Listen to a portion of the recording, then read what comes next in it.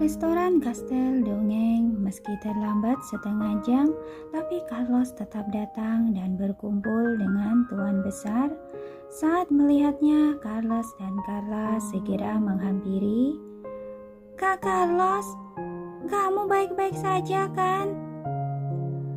Apa yang bisa terjadi padaku?" Carlos sangat tenang. "Kakek Sanjaya bilang kakak diare. Khawatir kakak salah makan." Carlos merespon dengan sangat cepat, mencari sebuah alasan untuk menutupinya. "Apa kakak terlalu banyak makan es krim?" Carla juga membantunya berbohong. "Bar kecil di kamarmu ada banyak es krim. Lain kali jangan banyak makan begitu banyak." "Aku tahu." Carlos menggosok perut kecilnya. "Perutku benar-benar tidak nyaman. Tapi alasan utama adalah karena Roxy terbang keluar dari mobil. Aku berlari untuk mencarinya, jadi menunda waktu." "Oh, ternyata kamu pergi mencari Roxy." Saat mendengar ucapan ini, Tuan Besar diam-diam merasa lega. Dia tahu Carlos berbeda dengan Carlos dan Carla. Tingkat kecerdasan intelektual dan emosional anak ini sudah setara dengan orang besar. Sebelumnya dia diam-diam kabur dan dengan alasan diare, sekarang juga bilang diare. Sebenarnya Tuan Besar sedikit curiga. Tapi sekarang Carlos bilang Roxy terbang keluar, dia pergi mencarinya. Kalau begitu ucapan ini lebih bisa dipercaya. Roxy dirawat oleh ketiga anak dengan manja. Biasanya di rumah juga sering terbang ke sana kemari. Di mobil kalau jendela tidak ditutup dengan baik, tidak sengaja terbang keluar adalah hal yang sangat wajar. Benar. Kiki terus berkata, "Tuan muda memang pergi mencari peliharaan kecilnya. Sungguh mengejutkanku." "Yang penting tidak apa-apa." Tuan Besar mengangguk. "Carlos, sudah lapar kan? Pergilah makan." "Aku ingin pergi ke toilet dulu." Carlos mengangkat tangan kecilnya yang penuh dengan debu. "Sekalian cuci tangan." "Aku ikut denganmu," kata Carlos dengan tergesa-gesa. "Oke, pergilah." Tuan Besar mengangguk. "Belikan Roxy padaku." Carla hendak mengambil Roxy. Carlos menyerahkan Roxy pada Carla, lalu pergi ke toilet bersama Carlos. Tidak ada orang di toilet. Carlos menarik Carlos, bertanya dengan pelan, "Kak Carlos, apa sudah bertemu Mami?" "Tidak." Carlos menggeleng. "Tapi aku sudah menelpon tuan rumah villa itu. Aku bisa memastikan cincin Mami memang berada di tangan mereka sebelumnya. Kalau begitu, seharusnya mereka tahu keberadaan Mami. Apa kata mereka?" tanya Carlos dengan tergesa-gesa. "Tidak mengatakan apa-apa." Carlos mengerutkan keningnya. "Pemikiran orang dewasa lebih rumit. Mungkin mereka punya banyak pertimbangan. Tapi tidak apa-apa. Aku sudah memberikan nomor teleponku pada mereka. Kalau sudah mempertimbangkannya, mereka akan menghubungiku." "Baiklah." Carlos menghela nafas. "Semoga mereka bisa memberitahu kita keberadaan Mami. Aku bisa memberikan semua uang jajanku pada mereka." "Dasar bodoh. Mereka bisa tinggal di villa sisi utara. Itu berarti mereka tidak kekurangan uang." Carlos mengkhawatirkan kecerdasan intelektual Carlos. "Kalau begitu, harus bagaimana?" Ekspresi Carlos tidak berdaya. "Kita lihat saja situasinya." Carlos malah sangat tenang. "Jadi tahu dulu siapa yang tinggal di sana." "Aku dengar kakek buyut bilang sepertinya keluarga Moore." Carlos segera berkata, "Kabarnya mereka Keluarga Mol adalah musuh bebuyutan keluarga kita. Saat berada di mobil sebelumnya, kakek buyut mengingatkan kita. Mereka sangat berbahaya. Kalau bertemu dengan orang-orang keluarga Mol, harus menjauh. Musuh bebuyutan. Carlos mencerna ucapan ini dengan teliti. Kalau begitu, keluarga Mol punya kekuatan yang setara dengan keluarga kita. Seharusnya begitu. Carlos mengangguk. Saat itu, Carla juga bilang, dia mengira Papi adalah orang terhebat di dunia. Tidak disangka, masih ada orang yang sehebat dia. Kakek buyut bilang, di luar sana masih ada orang yang lebih hebat dari kita. Iya, kalau ada kesempatan, kamu cari tahu lebih banyak tentang keluarga Mol. Carlos mengingatkannya, kalau kamu yang cari tahu, kakek buyut tidak akan berpikir banyak. Kalau aku yang bertanya, dia pasti akan curiga. Mengerti? Saat kedua orang keluar dari toilet, Sanjaya sudah menunggu di depan pintu. Tuan muda, aku bawa kalian ke restoran barat. Baik, terima kasih kakek Sanjaya. Carlos dan Carlos mengikuti Sanjaya datang ke restoran barat. Tuan besar menyuruh orang untuk mendekorasi tempat ini dengan sangat indah, juga menyediakan permen kapas dan balon untuk Carla. Carla sangat senang memegang tongkat peri dan berputar-putar di tengah restoran. Gaun putri yang cantik menari mengikuti angin. Saat melihat adegan ini, Carlos dan Carlos menghentikan langkahnya. Sorot mata kedua kakak berubah menjadi sangat lembut, mulut juga tersenyum cerah. Mereka berharap Carla bisa terus riang dan ceria seperti ini. Mereka akan melindunginya dengan baik. Carlos, cepat kemari. Tuan besar melambaikan tangan pada Carlos dan Carlos. Keduanya berjalan bersama. Sanjaya ingin menggendong mereka untuk duduk di kursi yang tinggi, tapi begitu menjinjit, kedua anak duduk di atas kursi dengan mudah. Sudah besar, kata Sanjaya sambil tersenyum. Saat kesini 2 tahun yang lalu, kalian masih harus digendong, baru bisa duduk di atas. Kami sudah 6 tahun kakek Sanjaya. Carlos mengingatkan wajah kecilnya sambil berkata tertawa. Sudah murid SD. Waktu berlalu dengan cepat. Carlos melihat-lihat lingkungan yang familiar, merasa sedikit emosional. Terakhir kali datang ke sini itu 2 tahun yang lalu. Iya, saat itu kita masih... Tuan besar hendak bicara, Carlos menambahkan, aku ingat saat pertama kali datang ke sini, kita datang bersama mami dan nenek. Tuan besar tercengang seketika, tidak tahu bagaimana merespon.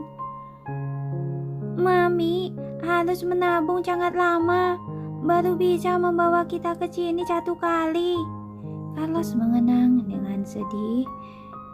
Dia sendiri enggan menghabiskan uang, malah menyekolahkan kita di TK terbaik, memberikan kita kehidupan terbaik. Iya, mata Carlos memerah dalam sekejap, berkata dengan sedikit tercekat, aku merindukan mami dan nenek.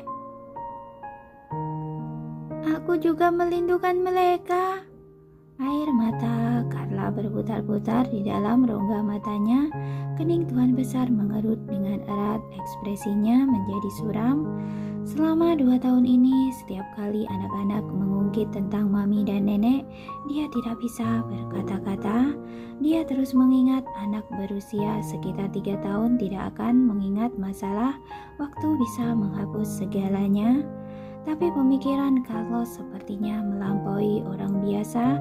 Dia terus mengingat mami dan neneknya, tidak pernah melupakannya, bahkan senantiasa mengingatkan Carlos dan Carla. Mami, mami, nenek, nenek. Roxy memanggil sambil mengepakkan sayapnya. Dalam sekejap suasana menjadi sangat sedih dan suram. Tuan besar menunduk tidak bersuara. Sanjaya segera memperbaiki suasana. Tuan muda, Tuan putri, hari ini restoran menyediakan banyak camilan yang enak. Selesai makan, kalian bisa pergi bermain panjat tebing dan gym elektronik. Ini adalah hal yang baru ditambahkan, sangat cocok untuk anak-anak seusia kalian. Aku sangat suka.